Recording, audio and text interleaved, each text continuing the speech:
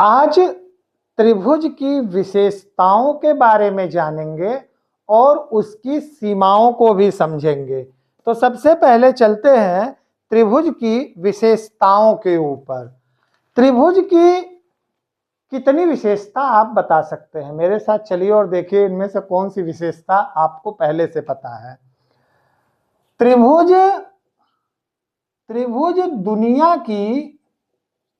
दुनिया की सबसे मजबूत आकृति है।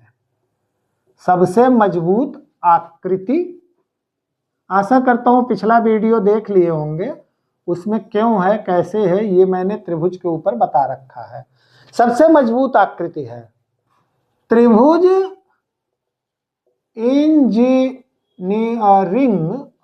इंजीनियरिंग का राजा है। त्रिभुज के 9 अंग हैं। 3 शीर्ष, 3 भुजा, 3 कोण। त्रिभुज के 9 प्रकार हैं।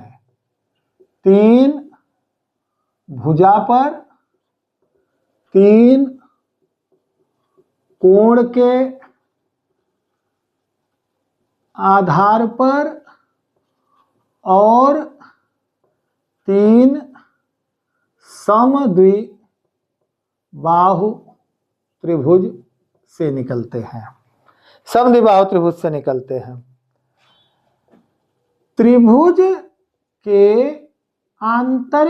इंटरनल एंगल्स, आंतरिक कोणों का योग 180 अंश होता है। मोस्ट इम्पॉर्टेंट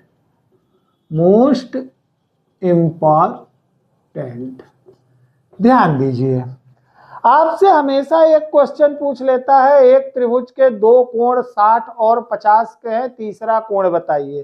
काफी लोग गलती करते हैं, 60 और 50 जोड़ के 110 बोल देते हैं, लेकिन आपको पता है ये 110 180 में से घटना भी चाहिए।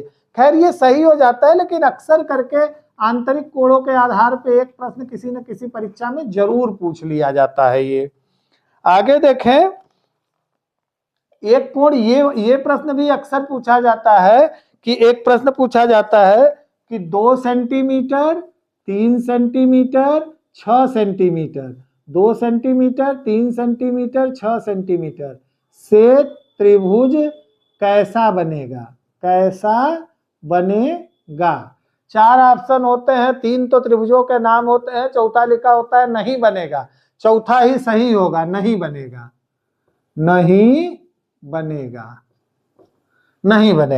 क्यों नहीं बनेगा भाई? क्योंकि यहां पे एक नियम है ट्रायंगल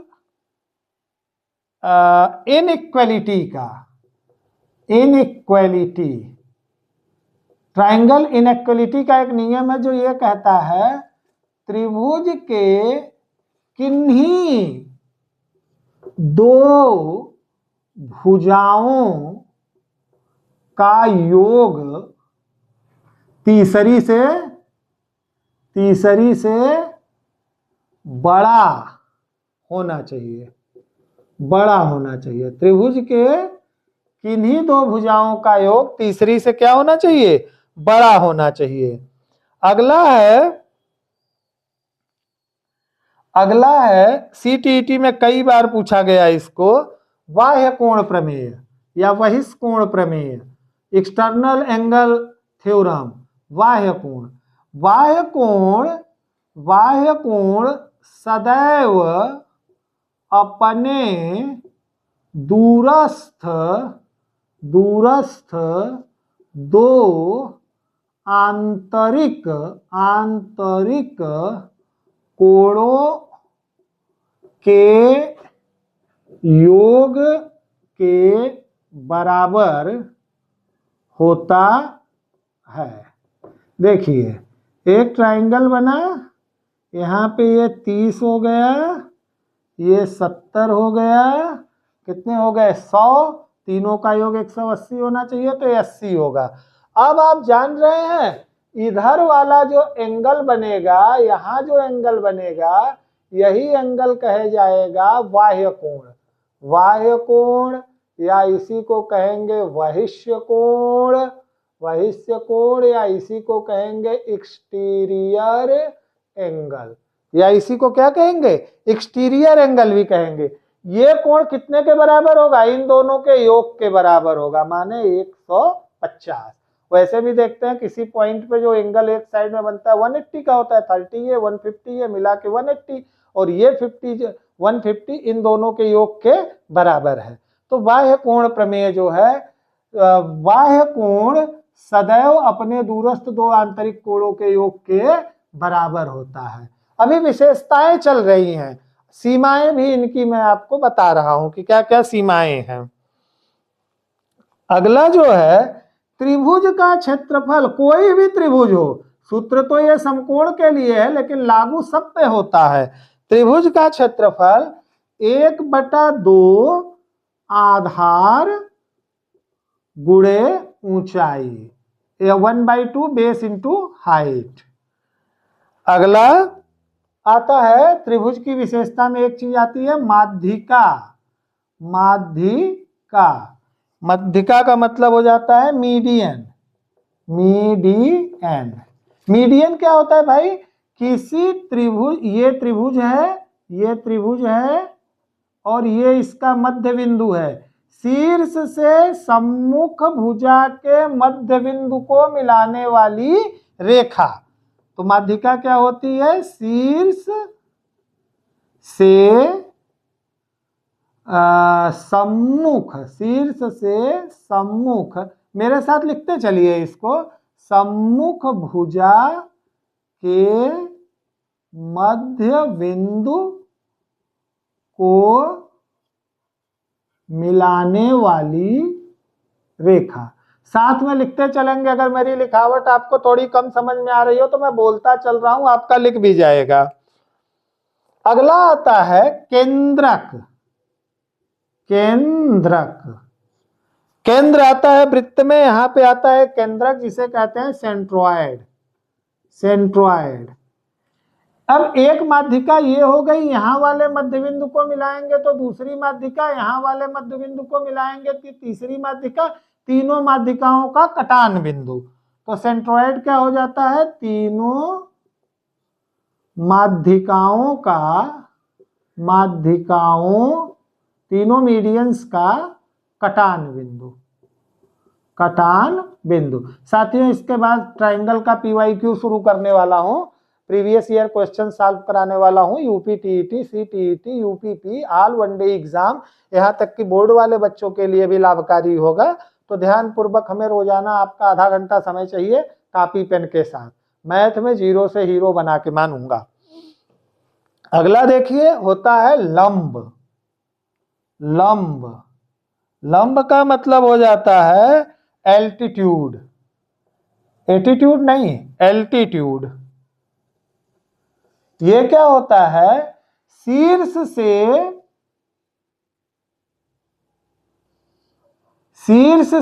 सम्मुख भुजा पर खींची गई लंब रेखा। शीर्ष से सम्मुख भुजा पर खींची गई लंब रेखा। साथियों नोट जरूर करते चलें, और पिछला वीडियो देखा होगा तो इसमें से कुछ चीजें वहां पे हमने डिस्क्राइब कर रखी हैं, न देखे हो तो पीछे जाके देख लेंगे उसको। शीर्ष से सम्मुख भुजा पर खींची गई लंब रेखा। हरिओम। भाई देखिए एक बात जो है, मैं वीडियो पढ़ाने के चक्कर में भूल जाता हूं, ये कहना कि आप लोग वीडियो को लाइक करें, सब्सक्राइब करें, कमेंट करें और शेयर करें, इसका इफेक्ट होता है, इसलिए इसको करें जरूर। अगला देखें कोण समद्विभाजक, कोण समद्विभाजक, त्रिभुज के किसी कोण को समद्विभाजित करने वाली रेखा, किसी कोण को, किसी आंतरिक कोण को, किसी आंतरिक कोण को दो बराबर भाग में बांटने वाली रेखा, बांटने वाली रेखा। और एक आ जाता है इसी में समरूपता यानी सिमिलैरिटी, इस पे एक अलग से वीडियो लाऊंगा, लेकिन यहां देख लीजिए समरूपता, सिमिलैरिटी, दो त्रिभुज के सभी कोण समान हो तो वे समरूप होते हैं, तो वो समरूप होते हैं।